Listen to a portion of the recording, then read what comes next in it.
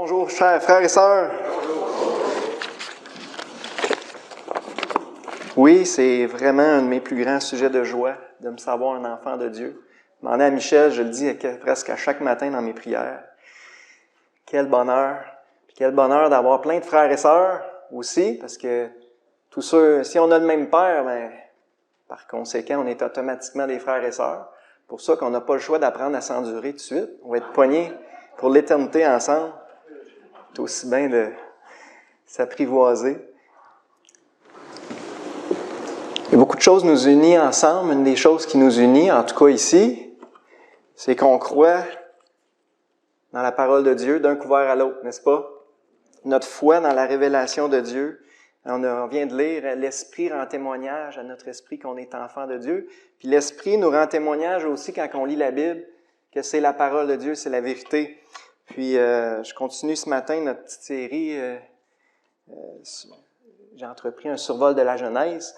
Et on va continuer ce survol-là ce matin pour voir encore plein de bonnes raisons qui nous poussent à croire que c'est la vérité. On le croit déjà, mais c'est le fun d'avoir des évidences et c'est ce qu'on va voir encore ce matin. Avant de continuer, on va prier. Merci Père pour l'occasion qu'on a d'être ensemble ce matin, réunis à tes pieds, au pied de ta parole qui est la vérité. Seigneur, bénis ton peuple ce matin, affermis notre foi dans ta parole d'un couvert à l'autre, Seigneur, et équipe ton peuple aussi pour répondre avec douceur et respect devant quiconque nous pose des questions, devant quiconque demande raison de l'espérance qui est en nous, de la foi qui est en nous. Équipe ton Église, qu'on puisse être des témoins fidèles de ta vérité révélée, Seigneur, et surtout de ton Fils, qui est la parole incarnée, le seul Sauveur. On remet ce temps béni entre tes mains, au nom de Jésus. Amen. Petit retour sur ce qu'on avait vu la dernière fois, on avait couvert les chapitres 1 et 2. En résumé, chapitre 1 et 2, Dieu a tout créé parfait. Dieu a tout créé parfait. Quand il a regardé sa création, il a dit quoi? Il a dit « Tout est très bon, tout est excellent ». Même l'homme était parfait, croyez-le ou non. L'homme était parfait au départ. La femme que Dieu a prise de l'homme était parfaite et vivait dans un endroit parfait. Mais Dieu ne voulait pas créer des robots. Hein? Dieu a créé des personnes libres et responsables de choisir, d'aimer leur Créateur, de marcher avec lui, de lui faire confiance, de lui obéir, ou libres de se rebeller puis de faire à sa tête. Et vous connaissez la suite de l'histoire. Au chapitre 3, c'est là que cette belle création-là parfaite a été gâchée. Et on est rendu au chapitre 3. Je peux y aller avec le souris.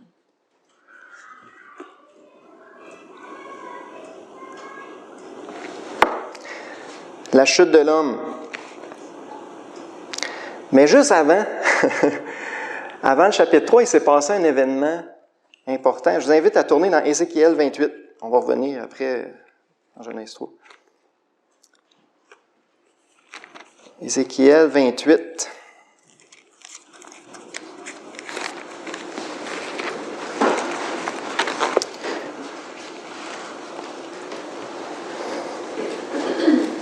Avant de créer l'homme, Dieu avait créé des esprits, des êtres spirituels qu'on appelle les anges. Et un des anges les plus glorieux s'est rebellé. Et on a un des passages qui décrit la chute de Satan, la rébellion de Satan, c'est Ézéchiel 28. Et on va lire les versets 12 à 17. « Fils de l'homme, prononce une complainte sur le roi de Tyr. Tu lui diras, ainsi parle le Seigneur l'Éternel. Tu mettais le sceau à la perfection. Tu étais plein de sagesse, parfait en beauté. Tu étais en Éden, le jardin de Dieu. » C'est la petite phrase que je veux souligner 2 fois. Est-ce que le roi de Tyr était dans le jardin d'Éden? À votre avis? Vous pouvez répondre. Non. Alors, on a une preuve ici qu'on parle, là, le roi de Tyr, ce n'est qu'une image, un type de quelqu'un d'autre. Quelqu'un d'autre qui était parfait, très sage, parfait en beauté. et qui était en Éden, le jardin de Dieu. Tu étais couvert de toute espèce de pierres précieuses. Puis on a une liste de pierres précieuses. Tes tambourins, tes flûtes étaient à ton service, préparés pour le jour où tu fus créé. Tu étais un chérubin protecteur aux ailes déployées. Oh, là, on a un indice très important. Un chérubin, la classe d'ange la plus élevée, on peut dire. Un chérubin. Je t'avais placé et tu étais sur la sainte montagne de Dieu. Tu marchais au milieu des pierres étincelantes.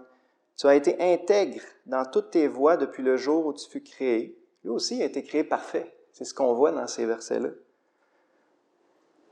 Jusqu'à celui où l'iniquité a été trouvée chez toi. Par la grandeur de ton commerce, tu as été rempli de violence et tu as péché. Je te précipite de la montagne de Dieu. Je te fais disparaître, chérubin protecteur du milieu des pierres étincelantes. Ton cœur s'est élevé à cause de ta beauté. Tu as corrompu ta sagesse. Par ton éclat, je te jette par terre, je te livre en spectacle. Ô roi. Ça décrit la chute de Satan, sa rébellion. Mais la petite phrase, j'aimerais souligner, c'est « Tu étais en Éden, le jardin de Dieu ». Puis ça, si on prend la description littéralement, c'est au temps de sa perfection. Et c'est ce qui... Vous n'êtes pas obligé d'être d'accord avec moi, OK? C'est ce qui fait que moi, j'ai tendance à croire que la chute de Satan a lieu après la création, parce que ces versets-là nous disent que le chérubin, dans son état de perfection, était en Éden, le jardin de Dieu. Mais quand il a vu ce monde-là que Dieu a créé, il a vu quelque chose à ravir, on pourrait dire. C'est là il a convoité cette création-là. Il a voulu prendre le contrôle, devenir la principale influence de cette nouvelle création-là. C'est mon opinion personnelle. La plupart croient que ça a eu lieu avant la création, mais peu importe. Je voulais souligner qu'il était là en Éden. Et justement, si on retourne dans Genèse 3, on va voir que comme il y a quelqu'un d'autre derrière le roi de Tyr, il y avait quelqu'un d'autre derrière ce serpent-là qui a parlé à la femme. Donc, les premiers versets, on voit la tentation et la désobéissance d'Adam et Ève, nos premiers parents. Genèse 3, verset 1, « Le serpent était le plus rusé de tous les animaux des champs que l'Éternel Dieu avait fait. Il dit à la femme, « Dieu a-t-il réellement dit, vous ne mangerez pas de tous les arbres du jardin? » Dieu a-t-il réellement dit? C'est une phrase très importante. On voit dès le début la stratégie principale de Satan. Et sa stratégie n'a pas changé. Après 6000 ans d'histoire, il continue de semer le doute. Dieu a-t-il réellement dit? On parlait tantôt de notre foi dans la parole. La plupart des gens autour de nous, vous le savez, n'y croient plus. Satan a tellement répété de tellement de façons. Dieu a-t-il réellement dit? Non, ça se peut pas. Alors, c'est une vieille tactique. Qu'est-ce que Dieu avait dit? Juste se le rappeler, Dieu avait dit au chapitre 2, verset 16. L'Éternel Dieu donna cet ordre à l'homme. Tu pourras manger de tous les arbres du jardin, mais tu ne mangeras pas de l'arbre de la connaissance du bien et du mal, car le jour où tu en mangeras, tu mourras certainement. C'est très, très clair ce que Dieu a dit. Tu peux manger, tu peux profiter de ma création au maximum, toi et ta femme à tes côtés, mais un seul arbre que je t'interdis, c'est celui-là. Et pourquoi Dieu a fait ça? Ben, on en a déjà parlé. Il voulait pas des robots, il voulait des personnes qui choisissent de lui faire confiance. Parce qu'à la base, c'est une question de confiance. Et quand on fait confiance à Dieu, ben, on le croit, puis on lui obéit. Alors, Satan sème le doute. Dieu a-t-il réellement dit? La femme répondit, verset 2, la femme répondit au serpent, « Nous mangeons du fruit des arbres du jardin, mais quant au fruit de l'arbre qui est au milieu du jardin, Dieu a dit, « Vous n'en mangerez point, et vous n'y toucherez point de peur que vous ne mouriez. » Est-ce que la femme avait bien comprise? Elle avait très bien compris, elle savait ce que Dieu avait dit, puis elle le rapporte droitement au serpent.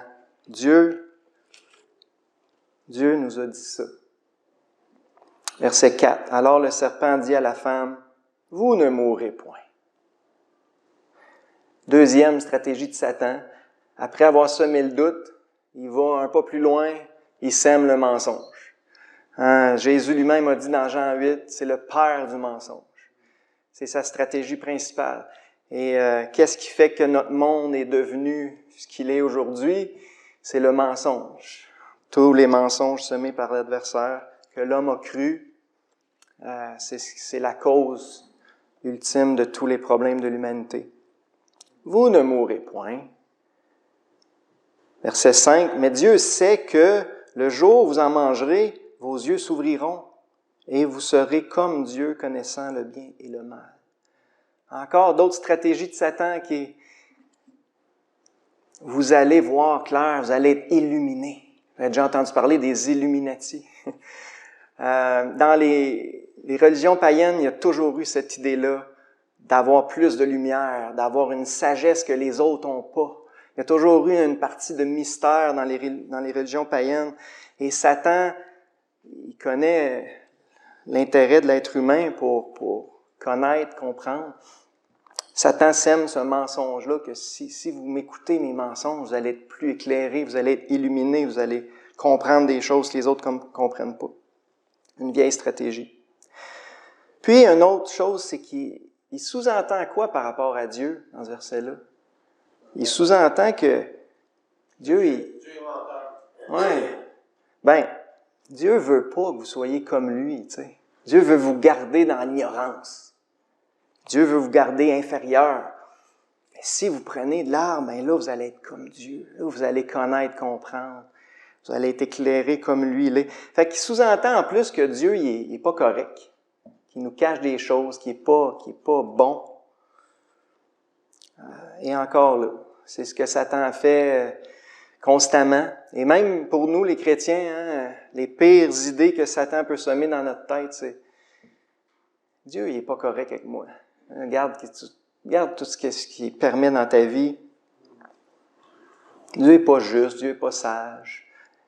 Satan veut nous faire douter de la perfection de Dieu. C'est des vieilles stratégies. Verset 6, la femme vit que l'arbre était bon à manger, convoitise de la chair, agréable à la vue, convoitise des yeux, et qu'il était précieux pour ouvrir l'intelligence, orgueil de la vie. C'est les trois choses qui sont dans le monde depuis ce temps-là que l'apôtre Jean parle dans sa première lettre. Elle prit de son fruit et en mangea. Elle en donna aussi à son mari qui était auprès d'elle, et il en mangea. Souvent, on blâme la femme plus que l'homme dans ce récit-là, mais les mots, il y a des mots importants, il était auprès d'elle. Je crois que Satan était vraiment pas loin. Il a entendu les paroles du serpent et il a tombé dans le panneau autant que sa femme. Il était auprès d'elle. Et c'est à lui que Dieu avait donné l'ordre. C'est lui qui était le premier responsable d'arrêter sa femme, de dire non, on ne touche pas à ça. Alors il est aussi coupable. Et c'est là que tout a été gâché. Ça peut paraître anodin, ces versets-là, mais c'est des versets d'une immense tristesse parce que tous les problèmes, toutes les souffrances de l'humanité depuis 6000 ans découlent de cette décision-là. En gros, c'est la décision de ne pas faire confiance à Dieu, de ne pas le croire, de ne pas lui obéir, de faire à notre tête. Et ça a donné ce que ça a donné. Versets 8 à 13, on a la confrontation de Dieu. On peut lire le verset 7 aussi. Les yeux de l'un et de l'autre s'ouvrirent. Ils connurent qu'ils étaient nus, ayant cousu des feuilles de figuier, ils s'en firent des ceintures. La honte est apparue. La honte découle du péché. Alors, ils entendirent la voix de l'Éternel Dieu qui parcourait le jardin vers le soir, et l'homme et sa femme se cachèrent loin de la face de l'Éternel, au milieu des arbres du jardin. Encore là, première conséquence du péché, la honte, la culpabilité. Et je suis pas un expert en psychologie, là, mais je sais que beaucoup de problèmes psychologiques, maladies mentales, etc., découlent d'un sentiment de culpabilité accumulé au fil des années. Et un moment donné, ça devient tellement lourd, difficile à gérer, ça produit toutes sortes de... La culpabilité, puis ensuite, se cacher loin de la face de Dieu. Lorsqu'on réalise qu'on est, ou plutôt lorsqu'on préfère les ténèbres à la lumière, ben Jésus en a parlé, ben on s'éloigne de Dieu, on se cache, parce que c'est pas plaisant s'approcher d'un Dieu saint quand on veut marcher dans la désobéissance, n'est-ce pas? Donc, ils se cachèrent loin de la face de l'Éternel. Verset 9. Mais l'Éternel Dieu appela l'homme et lui dit, « Où es-tu? » Il répondit, « J'ai entendu ta voix dans le jardin et j'ai eu peur, parce que je suis nu et je me suis caché. » La peur aussi, la honte, se cacher de Dieu, s'éloigner de Dieu, préférer les ténèbres à la lumière, puis la peur, toutes des conséquences de la désobéissance du péché. L'Éternel Dieu dit, verset 11, « Qui t'a appris que tu es nu? Est-ce que tu as mangé de l'arbre dont je t'avais défendu de manger? » Bien sûr, Dieu savait tout ça. Mais Dieu, chaque fois qu'il nous pose des questions, c'est pour nous autres. C'est pas parce qu'il ne connaît pas la réponse, hein, c'est pour nous faire réfléchir. T'as-tu fait ça, Adam? L'homme répondit, « La femme que tu as mise auprès de moi m'a donné de l'arbre et j'en ai mangé. » Aïe, aïe, aïe. Encore là. Un des fondements de la psychologie moderne, puis de toutes les thérapies, c'est de chercher d'autres personnes à blâmer. C'est sûr que c'est pas toi le problème, là. Toi, tu es une bonne personne, puis tu as un bon cœur intrinsèquement. Tes parents, qu'est-ce qu'ils t'ont fait quand tu étais jeune? Puis les circonstances dans lesquelles tu as grandi, c'est tout le temps, le blâme est toujours à jeter sur quelqu'un d'autre, et c'est comme ça qu'on réussit à soulager les consciences. Et dès le début, c'est ce qu'Adam a fait. C'est pas moi, c'est elle. La femme n'est pas bien mieux, verset 13. L'Éternel Dieu dit à la femme, « Pourquoi as-tu fait cela? » La femme répondit, « Le serpent m'a séduite et j'en ai mangé. » C'est pas moi, c'est lui. Mais Dieu nous a créés responsables. Responsables de nos choix, de nos décisions. Et c'est ça, on en subit les conséquences. Donc, dans les prochains versets, versets 14 à 19, on a les jugements de Dieu. Successivement, le jugement du serpent, ensuite de la femme, ensuite de l'homme. On peut sauter au verset 16. Il dit à la femme, « J'augmenterai la souffrance de tes grossesses. Tu enfanteras avec douleur. Et tes désirs se porteront vers ton mari, mais il dominera sur toi. » C'était pas de même à la création. Dieu n'avait pas prévu que ce soit si douloureux, hein, l'enfantement, mais c'est une conséquence directe de la chute. Verset 17, il dit à l'homme, « Puisque tu as écouté la voix de ta femme et que tu as mangé de l'arbre au sujet duquel je t'avais donné cet ordre, tu n'en mangeras point.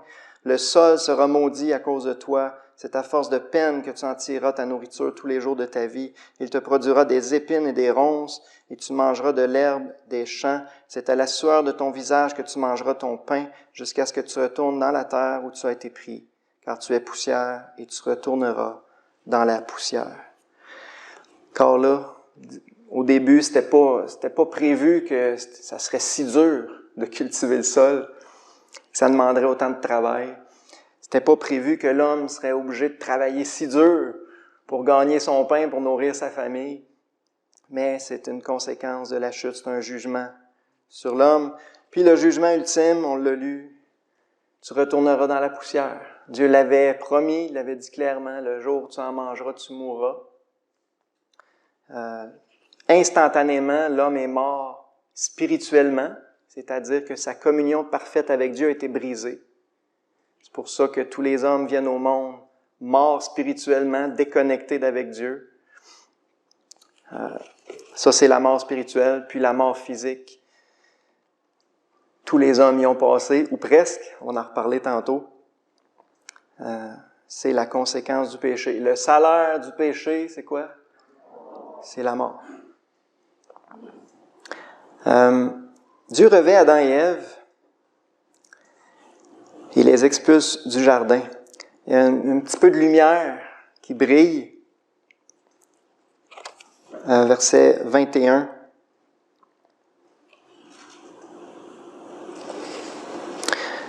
l'Éternel Dieu fit à Adam et à sa femme des habits de peau, et il les en revêtit. On a une première image ici. Il a fallu que Dieu sacrifie un animal, ou deux, pour les vêtir. Alors, on a tout de suite une image que ça prend un sacrifice pour revêtir l'homme, pour couvrir son péché, couvrir sa souillure. Ça prend un sacrifice sanglant. C'est le premier sacrifice de l'histoire, c'est quand Dieu était obligé de sacrifier un animal pour les revêtir. Et il y a un autre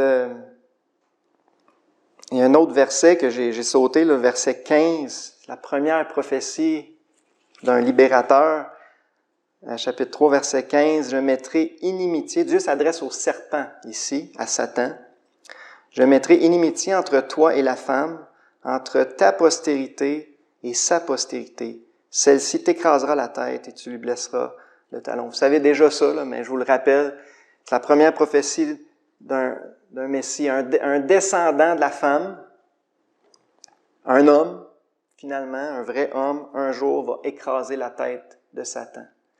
Mais il va lui blesser le talon. Alors, c'est une image de la croix, je crois. Lorsque Christ est mort pour nos péchés à la croix, Satan s'est fait avoir, il s'est fait complètement écraser, neutraliser. Il s'en est rendu compte juste après. Mais ça a été au prix de grandes souffrances de notre Sauveur, ce qui est illustré par la blessure. Il a été blessé pour nos péchés. Donc, moi, je vois une image de la croix. Puis, ultimement, il y a aussi une annonce de la fin de l'histoire. La fin de l'histoire, c'est qu'au retour triomphal de Jésus, Satan va être 100% écrasé et jeté dans l'étang ardent de feu pour l'éternité. Donc, sa tête va être complètement écrasée au retour de Christ aussi, à la fin. Donc, on voit dans ce troisième chapitre-là de la Genèse déjà des allusions au plan rédempteur de Dieu. Dieu n'a pas été pris par surprise, il savait que tout ça allait se passer comme ça. Il avait déjà prévu, avant la création, d'envoyer son Fils pour régler le problème de l'homme, régler le problème du péché, puis revêtir l'homme d'une robe blanche. Là, on rentre dans la section un peu plus apologétique, la défense de la foi. On a retrouvé de nombreux récits parlant du Jardin d'Éden et de la chute de l'homme dans plusieurs civilisations anciennes. C'est pas seulement dans la Bible qu'on trouve ces récits-là. Seulement dans la Bible, le récit a été préservé par Dieu parfaitement, mais les peuples de l'Antiquité connaissaient très bien ces récits-là de la création, du Jardin d'Éden, l'état de perfection, puis la chute de l'homme. Et on va en voir quelques exemples.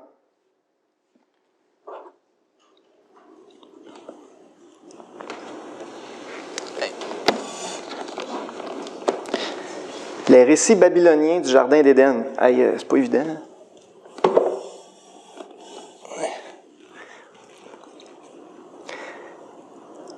Ça, en passant, la plupart, je l'ai déjà dit, mais la plupart des citations que je mets, c'est tiré d'un livre, ça s'appelle le Manuel biblique de Halley. C'est surtout des découvertes archéologiques qui confirment la Bible qu'on trouve là-dedans. C'est passionnant. S'il y en a qui veulent creuser ça, là, ça doit sûrement se vendre encore, le Manuel biblique de Halley. Donc, c'est écrit dans ce livre-là. À 18 km au sud d'Ur, en Babylonie, il y avait une ville connue sous le nom d'Éridu. C'était la patrie d'Adapa, l'Adam babylonien.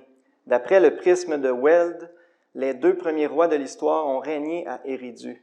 On lit sur d'anciennes inscriptions babyloniennes. Près d'Éridu était un jardin dans lequel il était un arbre sacré, mystérieux, un arbre de vie, planté par les dieux. Ce jardin était protégé par des esprits gardiens et aucun homme n'y entrait. Je viens de penser que j'ai sauté la fin du chapitre où Dieu chasse Adam du jardin. On peut le lire rapidement, là, versets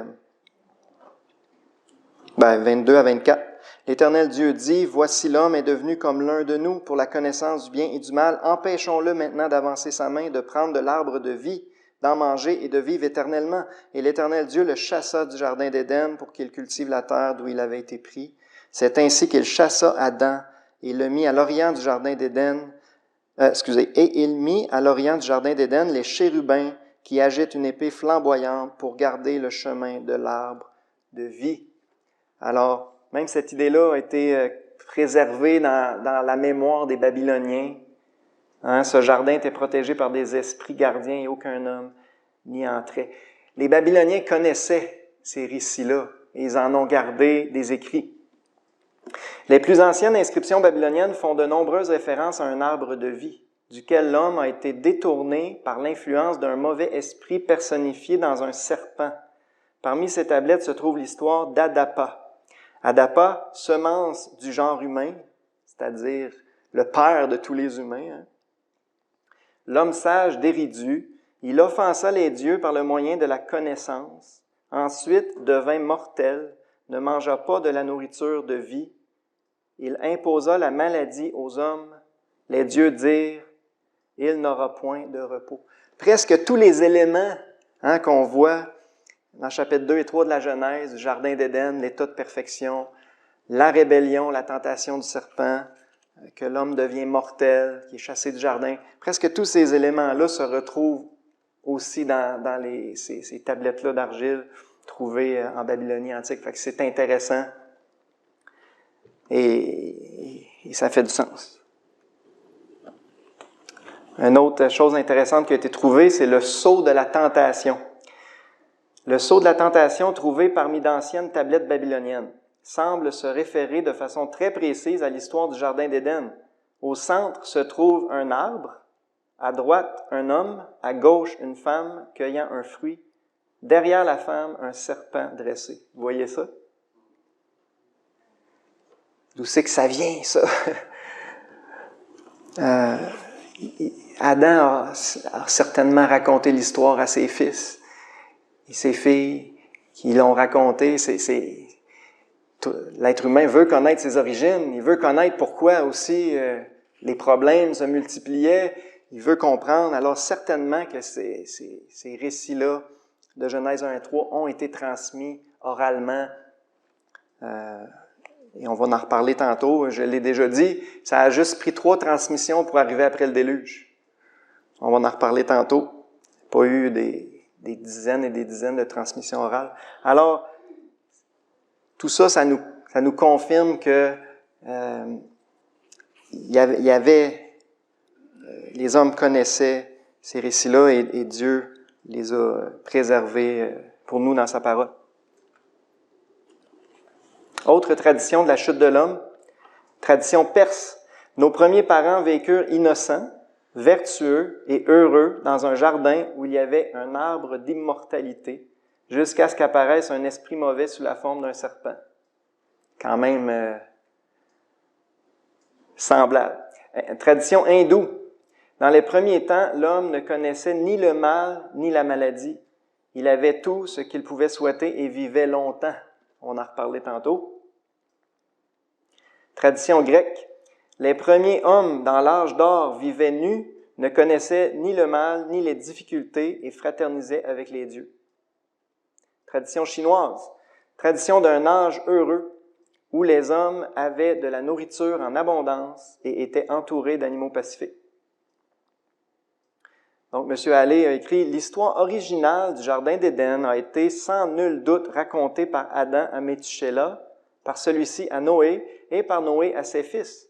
Ensuite, dans les cultures nationales qui suivirent, elle a été modifiée de façon plus ou moins importante. » En tout cas, moi, je trouve ça intéressant.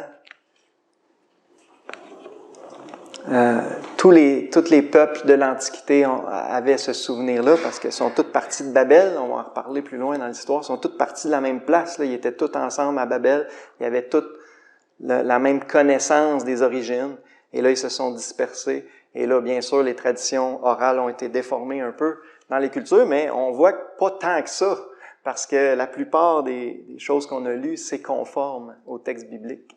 Un petit peu déformé. L'autre chose intéressante, c'est qu'il y a des liens étroits qu'on peut faire entre les premiers chapitres de la Genèse et les derniers chapitres de l'Apocalypse. Encore là, ce qui nous montre que la Bible est un tout et qu'il y a une cohérence d'un couvert à l'autre. Rapidement, là, dans les premiers chapitres de la Genèse, on a la création des cieux et de la terre. Dans Apocalypse 21, on a la création de nouveaux cieux et de nouvelles terres. Dans Genèse 1, on a le premier homme, Adam, placé avec son épouse dans le paradis terrestre et appelé à régner sur la terre. Dans Apocalypse 21, on a Christ, le dernier Adam, avec son épouse, l'Église, dans le paradis de Dieu où il règne à jamais.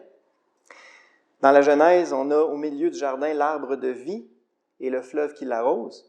Dans Apocalypse 22, on a le paradis de Dieu, l'arbre de la vie, le fleuve d'eau de la vie également.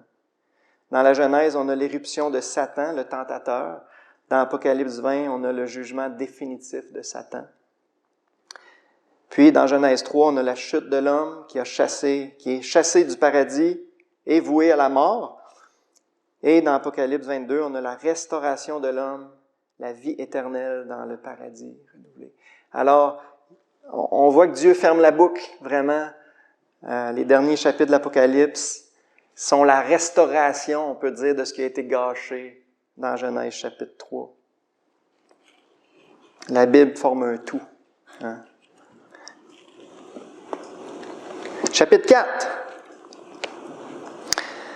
Caïn et Abel.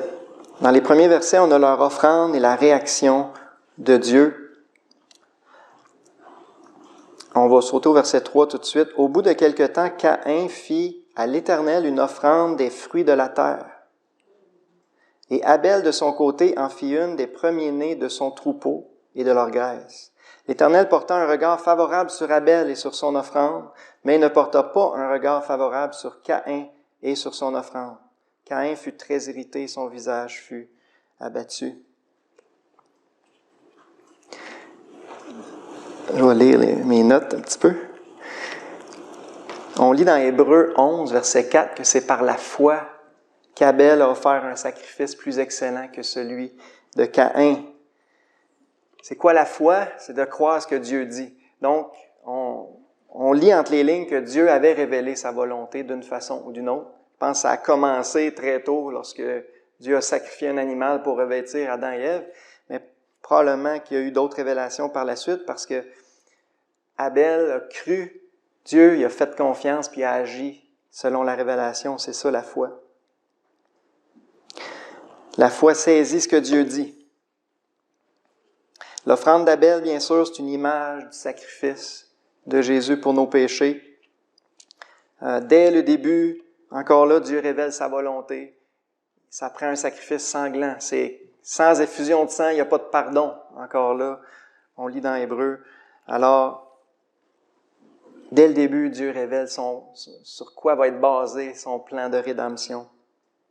Et l'image de Caïn est importante à saisir aussi. Caïn représente les efforts de l'homme.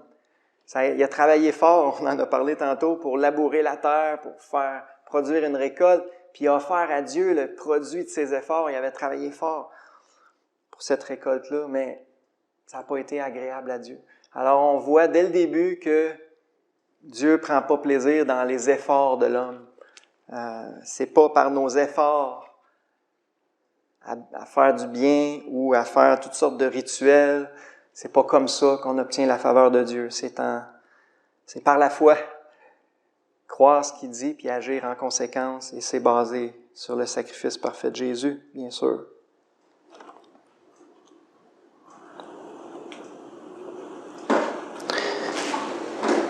Versets 8 à 12, on a le meurtre d'Abel et le jugement de Caïn.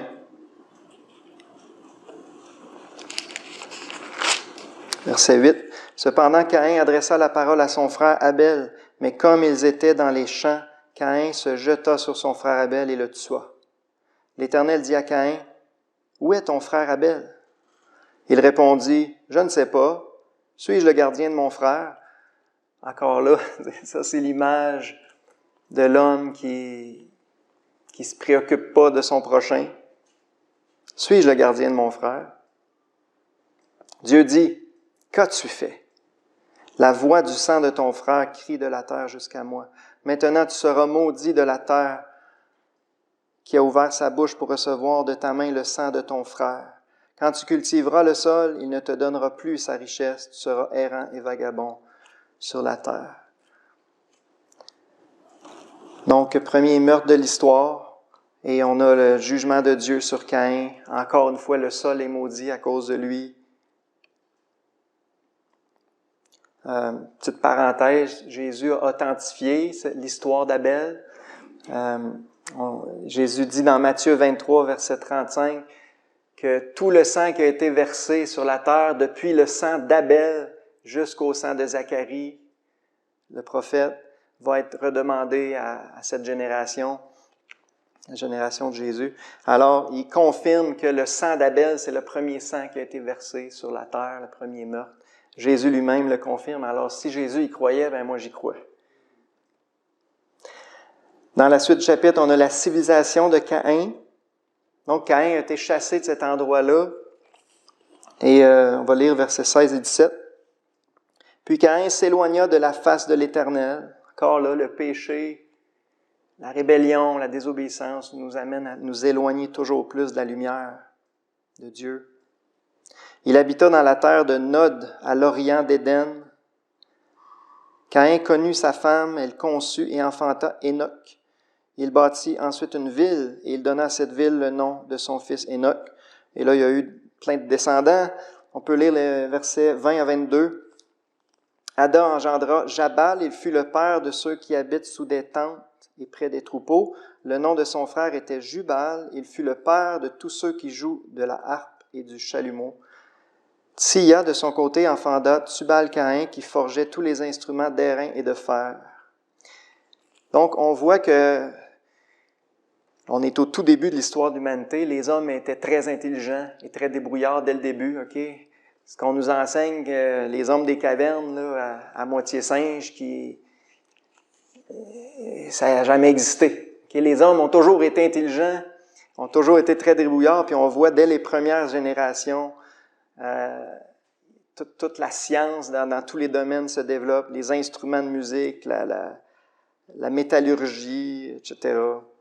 Donc, c'est ce que je voulais souligner. Les hommes ont toujours été intelligents.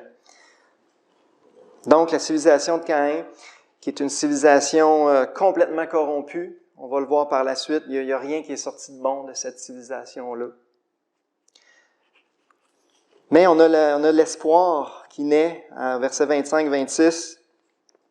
Adam connut encore sa femme, elle enfanta un fils. Il l'appela du nom de Seth, car, dit-elle, Dieu m'a donné un autre fils à la place d'Abel que Caïn a tué. Seth eut aussi un fils, et il l'appela du nom d'Énoch. C'est alors que l'on commença à invoquer le nom de l'Éternel. C'est par la descendance de Seth que une lignée va être préservée, on peut dire, jusqu'à Noé. Et ça nous amène justement au chapitre 5. Chapitre 5, c'est la généalogie d'Adam jusqu'à Noé. On peut dire la lignée des hommes qui ont vécu avant le déluge d'Adam à Noé.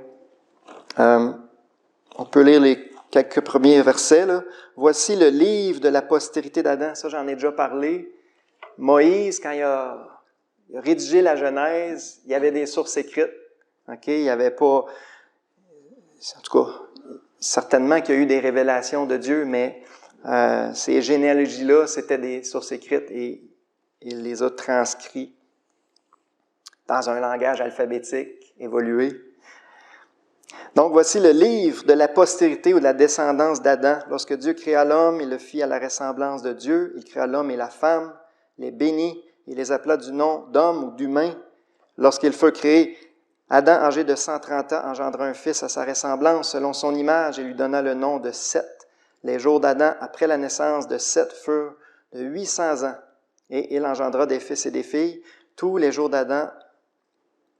qu'Adam vécut furent de 930 ans, puis il mourut.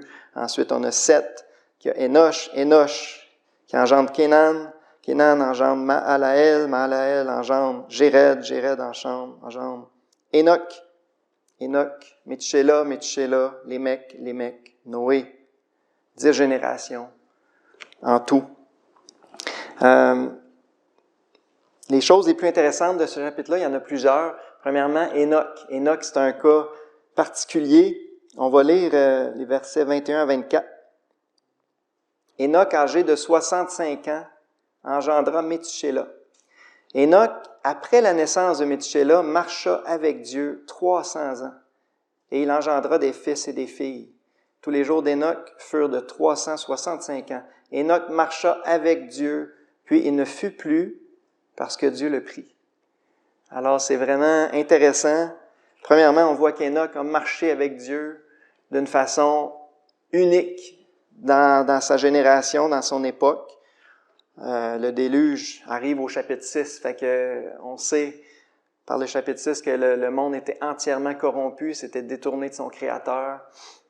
Mais Enoch était une exception. On voit que cette lignée-là, dont la généalogie nous est donnée, c'est une lignée que Dieu a préservée pendant que la majorité de la race humaine s'enfonçait toujours plus dans le péché. Alors, Enoch a marché avec Dieu 300 ans, puis verset 24, « Puis il ne fut plus parce que Dieu le prit. » Enoch est un des rares, à ce que je sache, il y a seulement Élie, le prophète Élie, aussi, qu'on nous dit qu'ils ont été enlevés avant leur mort, donc ils n'ont pas connu la mort. Il a été enlevé auprès de Dieu avant de mourir. Comme Élie, si ça vous intéresse, là, Élie, c'est dans 2 Rois, chapitre 2, verset 11, qu'on voit son enlèvement. Comme Élie, Enoch fut enlevé au ciel sans connaître la mort. C'est confirmé aussi dans Hébreux 11, verset 5. L'auteur des Hébreux nous rapporte ce fait-là. Il est un type de l'Église qui sera enlevé un jour avant que le jugement de Dieu s'abatte sur la terre. Alors, il y a eu des précédents à l'enlèvement de l'Église, l'enlèvement d'Enoch et d'Élie, qui sont des types, des images de l'enlèvement de l'Église à la fin des temps. Il semble aussi qu'Enoch ait prophétisé le jugement à venir. Vous pouvez garder votre main dans Genèse 5, mais on va tourner dans Jude, à la toute fin de vos Bibles, avant l'Apocalypse. C'est intéressant, on nous rapporte une prophétie d'Enoch, le 7e depuis Adam. Donc, on est sûr que c'est le même Enoch, parce que c'est le 7e dans la généalogie qu'on vient de lire dans Genèse 5. Mais regardez ce qu'il a prophétisé Enoch. Jude, versets 14 et 15. « C'est aussi pour eux qu'Enoch, le 7e depuis Adam, a prophétisé en ces termes. Voici, le Seigneur est venu avec ses saintes myriades pour exercer un jugement. » Ça, c'est le mot-clé. Il prêchait le jugement de Dieu qui approchait. Pour exercer un jugement contre tous, pour faire rendre compte à tous les impies parmi eux de tous les actes d'impiété qu'ils ont commis et de toutes les paroles injurieuses qu'ont proférées contre lui des pécheurs impies. Donc, Enoch a prophétisé en ces termes, il a prophétisé le jugement de Dieu. Un jour, Enoch disait, Dieu va punir tous les impies pour tous les actes d'impiété, pour toutes les paroles blasphématoires. Donc, Enoch, je crois, a eu la révélation qu'il y a un jugement universel qui approchait. Et il l'a prêché. Malheureusement, la majorité ne l'ont pas écouté. Quand est-ce que ça a eu lieu? J'ai tendance à croire que c'est dans le coin de la naissance de Méthusélah. Parce que regardez ce qu'on lit au verset 22. Enoch, après la naissance de Méthusélah, marcha avec Dieu. Donc, il s'est passé de quoi? Il y a eu une révélation à un moment donné, puis là, ça l'a saisi, puis là, il s'est mis à marcher avec Dieu fidèlement pendant 300 ans. Et probablement que c'est pendant cette période-là qu'il prêchait un jour, Dieu va juger. Alors, j'ai tendance à croire que Dieu a révélé qu'il allait juger le monde dès ce moment-là. Puis Méthusélah aussi, c'est un cas très intéressant. Son nom signifie « à sa mort, on enverra » ou « à sa mort, ce sera envoyé ». C'est très intéressant de constater que cet homme est mort l'année même où le déluge a été envoyé. Vous le voyez clairement sur le schéma ici. Metshela est mort l'année du déluge, juste avant. Mais son nom signifiait « à sa mort, ce sera envoyé ». Alors, voyez-vous que tout se tient ensemble? Je crois que Dieu a annoncé à Enoch qu'à la mort de son fils, c'est là que le jugement tomberait. Et c'est pour ça qu'il l'a appelé Metshela. À sa mort, ça sera envoyé.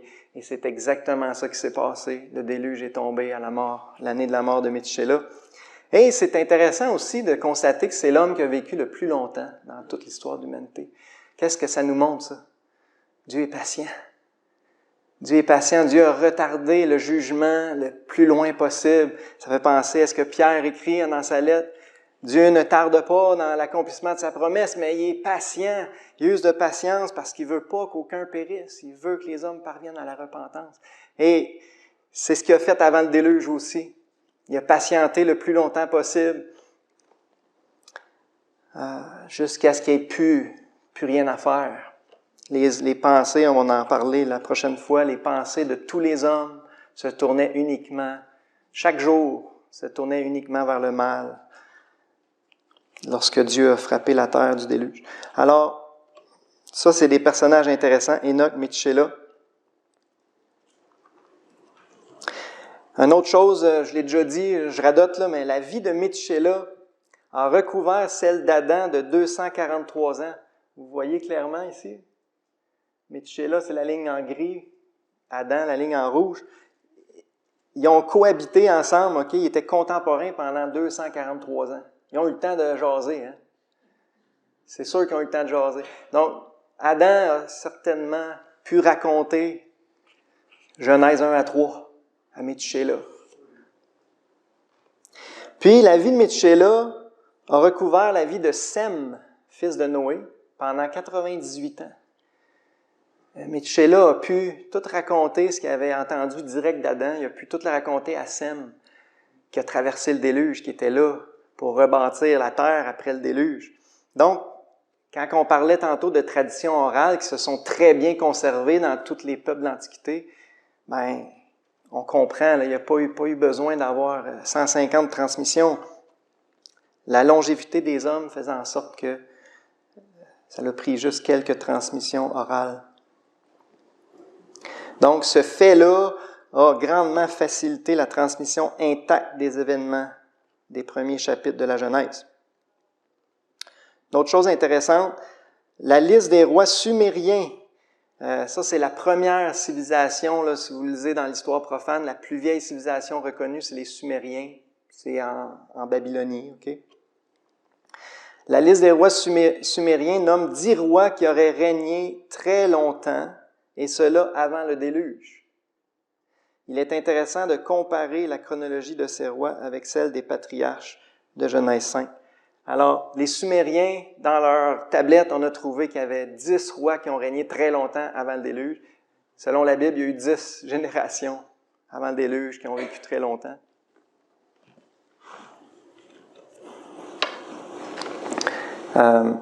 Bérose, l'historien babylonien, vers l'an 300 avant Jésus-Christ, nomma 10 rois qui vécurent très longtemps et régnèrent avant le déluge. Au temps de Xisutros, écrit Bérose, arriva le déluge. Xisutros, c'est le Noé babylonien. Donc, ils ont conservé ce souvenir-là. Le prisme de Weld, que vous voyez ici, et les tablettes de Nippur, attribuant des milliers d'années à chaque règne, nomment les rois d'avant le déluge, comme suit. Alumim régna à Eridu 28 000 ans, Alalmar régna à Eridu 36 000 ans, Emen Luana régna à Badgourgourou 43 000 ans. Puis là, je vous épargne le reste, là. 10 rois sont nommés, puis le déluge renversa la terre. Intéressant, n'est-ce pas? Fait que ça concorde. Là, les chiffres sont pas bons, mais ça concorde pas mal avec la réalité. Là, je vous épargne les détails, de toute façon, le temps avance vite, mais même là, quand on compare les chiffres, il y a une façon là, de les comparer.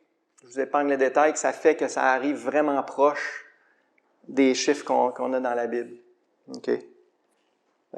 On voit vraiment un comparatif là, entre la chronologie des Sumériens et la chronologie biblique. Mais on sait bien que c'est la chronologie biblique qui est bonne, okay, c'est ça qu'il faut retenir.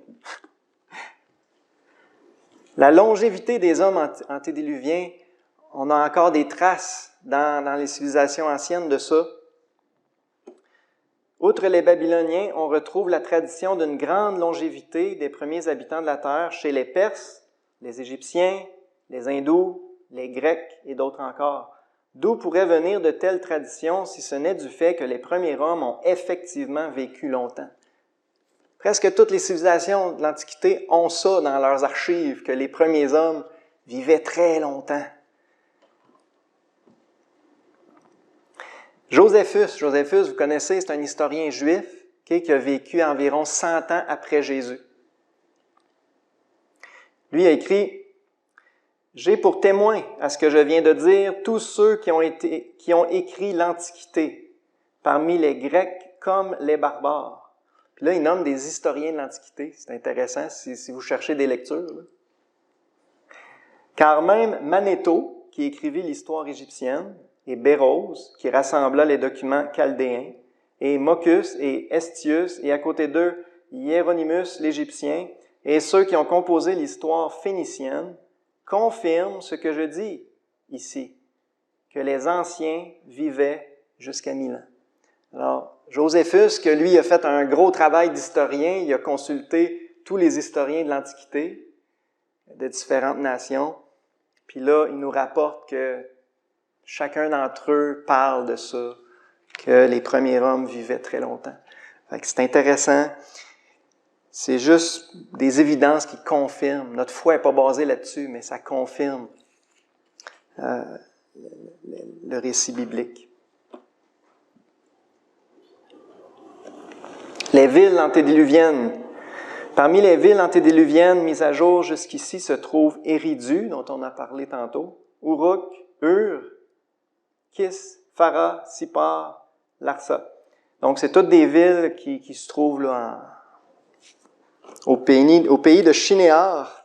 On va le voir au chapitre 10, ça parle du pays de Shinéar dans la Bible. C'est Sumer. C'est juste le mot a été déformé au pays de Sumer, les Sumériens. C'est comme ça qu'on appelle la civilisation, la première civilisation, la plus ancienne, dont une partie, c'est carrément des trouvailles, c'est carrément des villes d'avant-déluge. Comment ils font pour savoir que c'est des villes antédiluviennes? Je vais en reparler la prochaine fois, mais dans tout ce secteur-là, quand ils font des fouilles archéologiques, ils trouvent plusieurs couches successives là, de villes. Ça, c'est de même partout. Puis là, à un moment donné, ils trouvent une couche de boue d'à peu près 8 pieds. Puis là, après ça, ils trouvent une autre civilisation en dessous.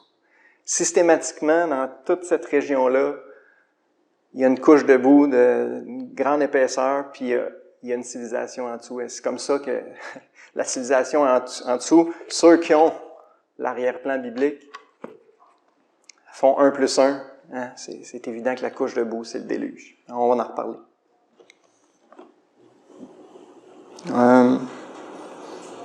Un ancien roi de Babylone rapporte qu'il aimait lire les écrits de l'époque précédant le déluge.